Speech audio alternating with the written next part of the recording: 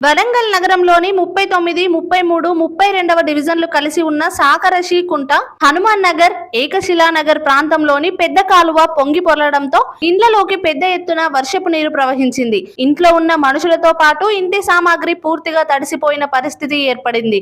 నీటి ప్రవాహం ఎక్కువ అవుతున్న కొద్దీ ఎవరూ బయటికి రాలేక నీటితో నిండిన ఇంట్లోనే ఉండి అవస్థలు పడుతున్నారు. దాంతో తమకు అధికారులు, ప్రజాప్రతినిధులు సహాయక చర్యలు చేపట్టాల్సిందిగా కోరుతున్నారు.